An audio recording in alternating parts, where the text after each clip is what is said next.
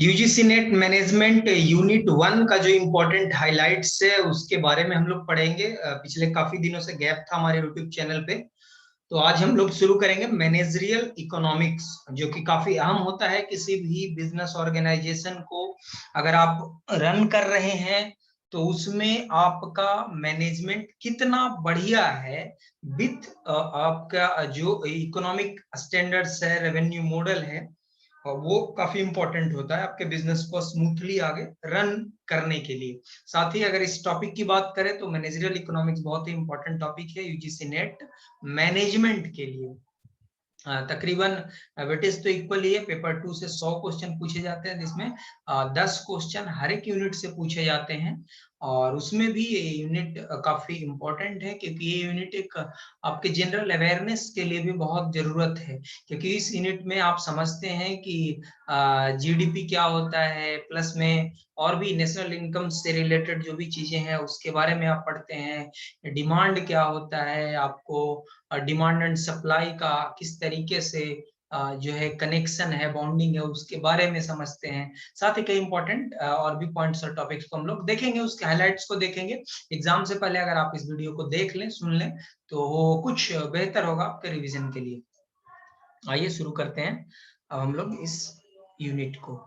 सबसे पहले यही शुरुआत करते हैं नेशनल इनकम से। नेशनल इनकम क्या है, नेशनल इनकम क्या होता है? तो जहां तक नेशनल इनकम की बात है, तो नेशनल इनकम जो है वैल्यू है गुड्स और सर्विसेज का, जो एक फाइनेंशियल ईयर के अंदर में हम लोग प्रोड्यूस करते हैं।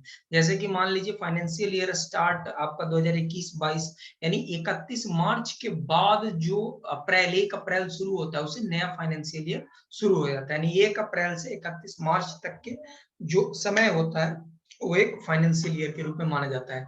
अब उस एक फाइनेंशियल ईयर के दौरान जितने भी गुड्स और सर्विसेज प्रोड्यूस किए गए हैं, वो नेशनल इनकम का उसकी जो वैल्यू होती है वही नेशनल इनकम कहा जाता है। इसको अलग अलग लोगों ने डिफाइन किया है।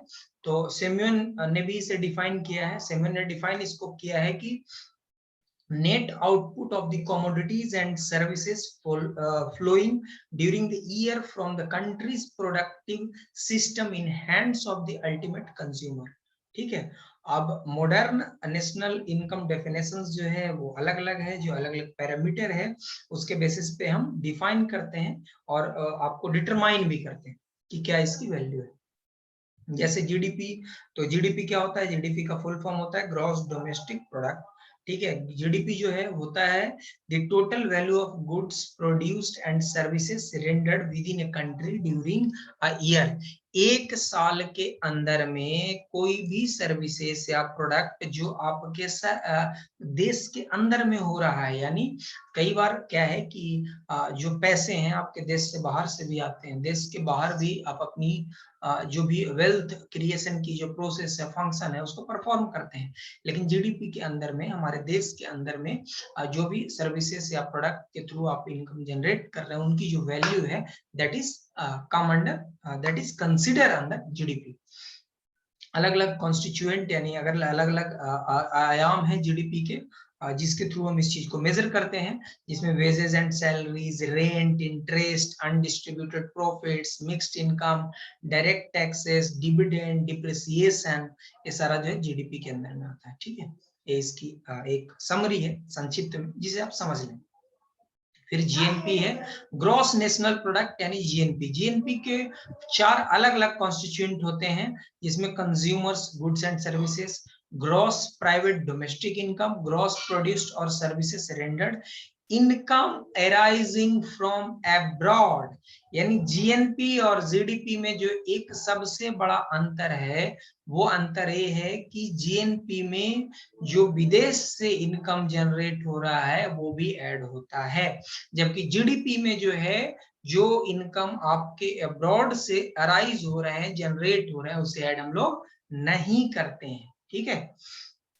अब आगे ये देखते हैं GDP and GNP on the basis of market price and factor cost. तो पहले हम लोग ये समझ लेते हैं कि मार्केट प्राइस के अंदर में क्या कंसीडर किया जाता है और फैक्टर कॉस्ट के अंदर में क्या कंसीडर किया जाता है। ठीक है।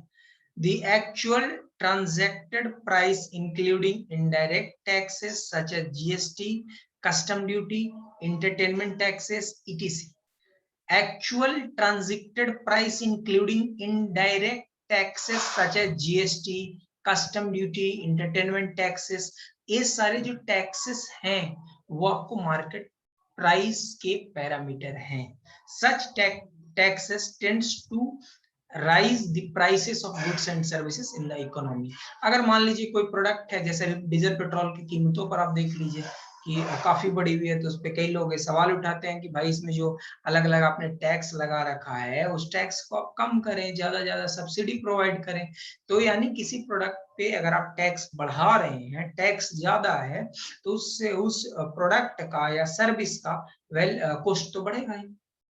और कॉस्ट जब बढ़ता है तो उसका असर किस पे पड़ता है? कंज्यूमर पे. कंज्यूमर पे उसका असर पड़ेगा, क्योंकि अगर कोई किसी प्रोडक्ट का दाम अगर महंगा हो रहा है, कीमत ज्यादा हो रहा है, तो ऑब्वियसली ये नहीं है कि वो बहुत ज्यादा खरीदेगा, या कई बार अगर जरूरत होगा तभी उस चीज को खरीदेगा. तो इससे जो डिमांड एंड सप्लाई जो चेन है उस पर भी निगेटिव इम्पैक्ट पड़ेगा. ठीक है, तो मार्केट प्राइस के अंदर में हम लोग इनडायरेक्ट टैक्सेस को कंसीडर करते हैं, जैसे कि GST, custom duty, entertainment taxes, etc. बात अब फैक्टर कॉस्ट की करते हैं. ठीक है, factor cost include the cost of production, example interest on capital, wages of labour, rent for land, profit to the stakeholder. इसके अंदर में अंतर्गत में हम लोग करते हैं, जैसे जो कैपिटल है आपके पास, चाहे वो आपने ले रखा है या जिस तरीके से भी आपने जनरेट किया, सोर्स आपका कुछ भी हो, उसका जो इंटरेस्ट उस पर आपने आप देते हो, या जो लेबर है उनकी जो आप पैसे देते हो, तनख्वाह देते हो, रेंट आप देते हो, जहां भी आप अपने एक्टिविटी को प्रोडक्शन कर रहे हो, तो वो फैक्टर कॉस्ट होता है. ठीक है, तो कई बार हम लोग ये समझने में भूल कर देते हैं कि मार्केट प्राइस क्या है, फैक्टर कॉस्ट क्या है. तो मार्केट प्राइस में मुख्य रूप से जो टैक्सेस, खास करके इनडायरेक्ट टैक्सेस जो है उसको कंसीडर करते हैं. फैक्टर कॉस्ट में जैसे जो आपके पास अलग अलग सोर्सेस से जो भी आपने कैपिटल जनरेट किया उस पे इंटरेस्ट, लेबर की वेज, रेंट ऑफ लैंड, ठीक है, इस तरीके की चीजें इसके अंदर आती है. अब एनडीपी क्या है, इसको कंपैरिजन भी किया है हमने. एनडीपी इक्वल होता है जीडीपी का at factor cost less depreciation. National income at factor cost is equal to NNP, net national product. Final goods क्या है, these are ready for use by their final user. Consumption good क्या है, जैसे ice cream, milk. Durable consumer goods क्या है, TV, radio, car, etc. Semi durable क्या है, cloth, furniture. Non durable क्या है, ब्रेड. सर्विस कंज्यूमर गुड्स क्या है, डॉक्टर का, लॉयर का, वो लोग सर्विस देते हैं आपको. कैपिटल गुड्स में प्लांट एंड मशीनरी. ये बस आपको बेसिक है, रो देख लेना है आपको कि क्या क्या किस तरीके की गुड्स किस कैटेगरी में आता है. कई बार आपसे सिंपली क्वेश्चन भी पूछ लेते हैं या इनडायरेक्टली ये इंफॉर्मेशन आपसे ले लेता है. ठीक है, अब आइए समझते हैं ग्रॉस इन्वेस्टमेंट. ग्रॉस इन्वेस्टमेंट क्या होता है? ग्रॉस इन्वेस्टमेंट जो है expenditure on the purchase of fixed asset during the accounting year plus में expenditure on the inventory stock during the accounting year. Net investment क्या होता है? Gross investment minus depreciation. ठीक है, depreciation it refers to loss of value of fixed asset in use on account of normal wear tear. Depreciation मैंने मतलब एक तरीके से आप समझ लीजिए कि आपने जैसे कोई मशीन खरीदा, भाई मशीन घिसेगा, मशीन खराब भी होगा. ठीक है, आप सर्विसेज यूज कर रहे हो, सपोज आप आईटी सेक्टर से हो, तो आप जिस सॉफ्टवेयर को कर रहे हो यूज, तो उसका लाइसेंस का पीरियड है, इतने इतने समय तक लाइसेंस है, या वैलिडेशन इतने समय के लिए, टाइम लिमिट तो है. एक समय के बाद उसकी स्पीड घटती है. ठीक है, उसकी इफिशियंसी या आउटपुट देने की जो रेट होती है वो घटती है. तो मतलब कि एक किसी भी टास्क को आप परफॉर्म कर रहे हो तो एक समय के बाद जो है उसकी एफिशिएंसी तो गिरती है, तो फिर आपको मेंटेन करना होता है. तो जो जो चीजें घट रही है, जो चीजें आपको मतलब कि उसकी कैपेबिलिटी को मिनिमाइज कर रहा है, ठीक है, that is a part of depreciation. ठीक है, annual amount of depreciation, original value of machine divided by number of year of the life of the machine. आपको एनुअल अमाउंट ऑफ डिप्रिसिएशन निकालना है कि भैया कितना डिप्रिसिएशन में हमारा वार्षिक खर्च हो रहा है, तो उसमें ओरिजिनल वैल्यू मशीन का और उसको भाग दे दीजिएगा नंबर ऑफ द ईयर का, कब तक का लाइफ है, कितना लाइफ है मशीन का, उससे तोड़। Condition for equilibrium in four sector economy, C plus S plus T is equal to C plus I plus Z plus X minus M. C consumption है, S सेविंग है, I investment है, T tax revenue है, G government expenditure है, X stand for export, M for import and X minus M is net export. Injection और leakage ये दोनों बहुत ही इंपॉर्टेंट कंसेप्ट हैं। इंजेक्शन जो है it refers to the addition to the circular flow, injection causes expansion of the circular flow. Example government expenditure, export and investment. Injection आप ऐसे ले लीजिए कि सपोज आपको अभी कोविड भी है, तो कोविड के दौरान वैक्सीनेशन आप करवा रहे होंगे, अक्सर लोगों को बुखार आ जा रहा है या मौसम जब चेंज होता है तो बुखार आ जाता है, तो आपको डॉक्टर जो है मेडिसिन देते हैं, लेकिन कई बार आप अगर चाहते हैं कि जल्दी ठीक हो जाए तो वो बोलते हैं इंजेक्शन लगवा लो। यानी इंजेक्शन वो है कि किसी भी आपको सिस्टम में कोई समस्या आ रही है, प्रॉब्लम आ रही है, जैसे कि अभी आप ले लो तो अनएम्प्लॉयमेंट, इन्फ्लेशन वो तेजी से बढ़ रहा है, तो एक समस्या है, इन्फ्लेशन खास करके एक समस्या है, बहुत बड़ी समस्या है। तो अब उसे कंट्रोल करने के लिए क्या, कोई तो गवर्नमेंट को प्रोसेस अपनाना होगा, कोई नई चीजें तो अप्लाई करनी होगी, ठीक है, तो उस प्रक्रिया को हम इंजेक्शन कहते हैं। अब क्या है, गवर्नमेंट खर्च बढ़ाएगी, गवर्नमेंट सब्सिडी देगी, गवर्नमेंट अलग अलग सेक्टर में अलाउंस देगी, तो it is a part of injection, ठीक है।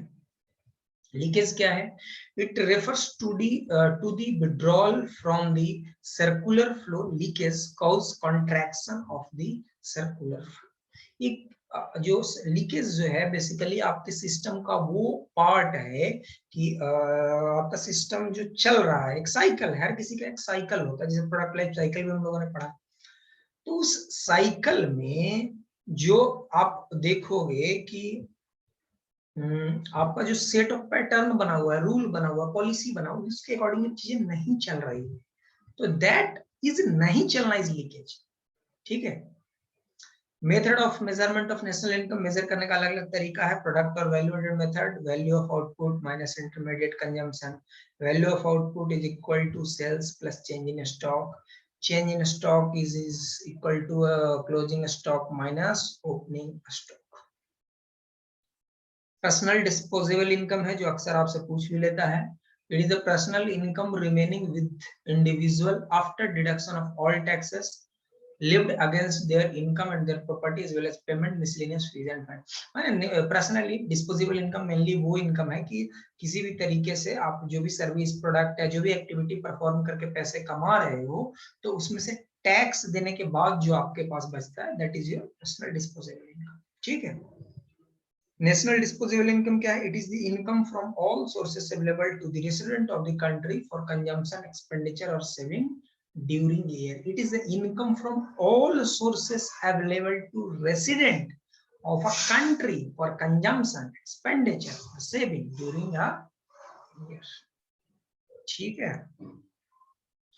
नॉमिनल जीडीपी क्या है, it refers to GDP at current price. Real GDP क्या है, it refers to GDP at constant price. GNP deflator क्या है, it is measure as the ratio of nominal GNP to real GNP. Related aggregates of national income क्या है, CPI, consumer price index, this is the index of price of given basket of commodities which are bought by the representative consumer। Related aggregate of national income के related अलग अलग aggregate है, GDP at market price, it is the money value of all final good and services produced with in the domestic territory of country during accounting year. GDP at market price कैसे calculate करते हैं, वो है आप NDP factor cost पे plus depreciation plus net indirect taxes, GDP at factor cost, GDP at market price minus indirect taxes plus subsidy, ठीक है। Net domestic price at market price आप कैसे कैलकुलेट करेंगे वो आप यहाँ से देख लेंगे। Net national product at factor cost कैसे निकालेंगे वो आप यहाँ पर देख लेंगे। डोमेस्टिक एग्रीगेट इसे हम नेक्स्ट वीडियो में समझेंगे कि अलग अलग क्या मेथड होते हैं, value added method, income method और फाइनल एक्सपेंडिचर मेथड होते हैं। इसके थ्रू हम लोग कैसे नेशनल इनकम को मेजर करते हैं वो हम लोग समझेंगे इस वीडियो में। इतना ही, आप हमारे साथ जुड़े रहें, हम अलग अलग हाइलाइट्स आपको देते रहेंगे। अगर आपको पीडीएफ चाहिए होगा तो व्हाट्सएप नंबर पे या टेलीग्राम पे मैसेज कर दें, हम आपको पीडीएफ भी उपलब्ध करवाएंगे। धन्यवाद।